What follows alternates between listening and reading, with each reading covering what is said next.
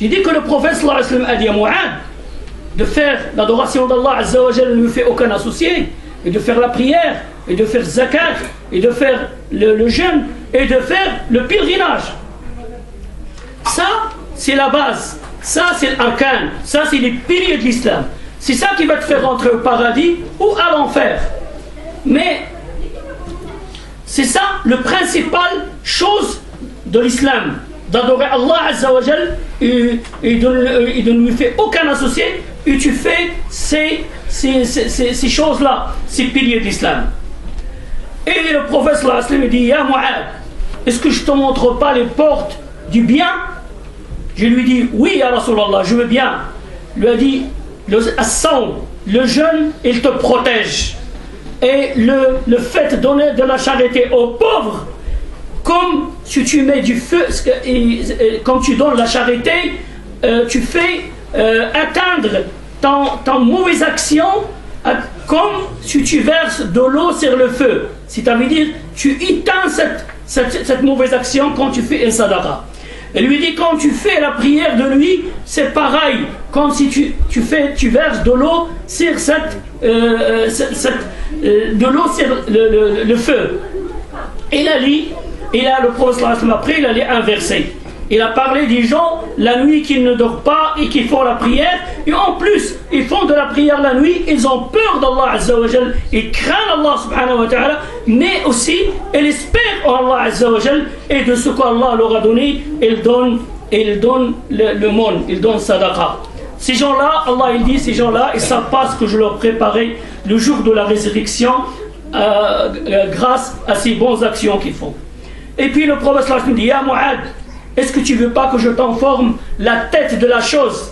Et le poteau de l'islam est le plus grand chose dans l'islam.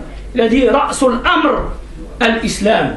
Si tu veux te sauver, soyez musulman. Si tu veux qu'Allah subhanahu wa ta'ala te rentre de paradis, soyez musulman. L'islam, c'est la religion qu'Allah accepte. Il n'accepte aucune autre religion. Allah Azza wa Jal, il dit: wa shahid Allah. Allah, il a témoigné. Et les anges, shahid Allahu annahu la ilaha illa huwa. Wal malaika, et les anges. Wa ulul ilm, les savants. Qa'iman bil qist, Dieu de justice. La ilaha, shahid Allahu annahu la ilaha illa huwa wal malaikatu wa ulul ilm. Qa'iman bil qist. La ilaha illa hu. Il n'y a pas de Dieu que notre Dieu. La ilaha illa huwa al-aziz al-hakim. Allah subhanahu wa ta'ala dit: وَمَنْ يَبْتَغِي غَيْرَ الْإِسْلَامِ دِينًا فَلَنْ يُقْبَلَ مِنْهُ وَهُوَ فِي الْآخِرَةِ مِنَ الْخَاسِرِينَ. Celui qui choisit une autre religion que l'islam, le jour de la résurrection, Allah n'acceptera pas de cette religion à partir du moment où le prophète Muhammad sallallahu alayhi wa sallam, il a envoyé Muhammad sallallahu alayhi wa sallam.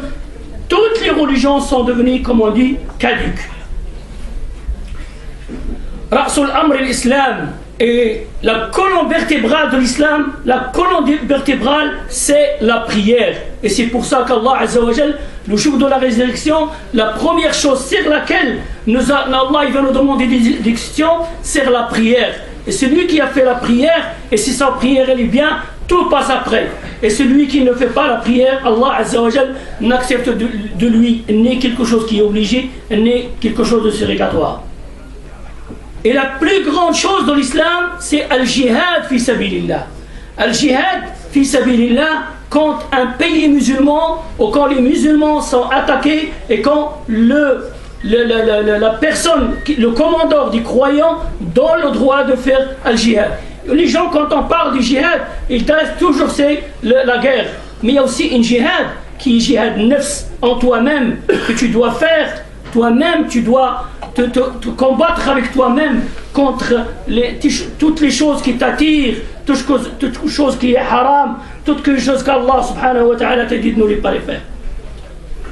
Et puis il dit: Ya Mu'ad, ala ukhbiruk, Mu'ad, est-ce que je t'informe pas? Est-ce que je t'informe pas de tout ce qui tient à ça? Il a dit: oui, ya Rasulallah. Il a dit, et le prophète sallallahu alayhi wa sallam, il a sorti sa langue. Il lui a dit: attention à ça. Attention à ça. Il dit: Ya Rasulallah, tout ce qu'on dit, il est compté sur nous. Le Rasul lui dit: Ya Mu'ad, qui fait tomber les gens, les fait marcher sur leur visage, ou dans une autre version, sur le nez le jour de la résurrection, à l'envers que leur langue. Ça veut dire ne pas parler des gens, ne pas parler derrière les gens. Et j'ai raconté une histoire qu'il y avait dans le temps, quand il y avait Al-Ghazwa, le prophète sallallahu alayhi wa sallam a choisi 2 sahaba, 2 compagnons, il les a choisis riches et un pauvre. Le pauvre, elle fait les services. Le pauvre, elle fait le service, elle est riche et paye. Et ils ont fait un long voyage. À un moment donné, ils n'ont plus rien. Ils ont envoyé Salman, ils lui ont dit, va chercher si tu trouves quelque chose à manger parce qu'on n'a plus rien pour nous tous. Il l'a envoyé chez quelqu'un. Puis moi, Salman, il revient. Il a dit, j'ai rien trouvé. Qu'est-ce qu'il a dit, les 2 sahaba, les autres? Ils ont dit, celui-là, c'est quelqu'un de malheureux. Si on l'envoie un puits dans lequel il y a de l'eau, quand tu vas le voir, elle va descendre. C'est-à-dire, c'est un malheureux. Il porte malheur. Et c'est parti. Le prophète, sallallahu alayhi wa sallam, à un moment donné, il trouve les 2 compagnons. Parce qu'Allah, subhanahu wa ta'ala, il l'a informé de ce que ces gens ont dit sur Salman.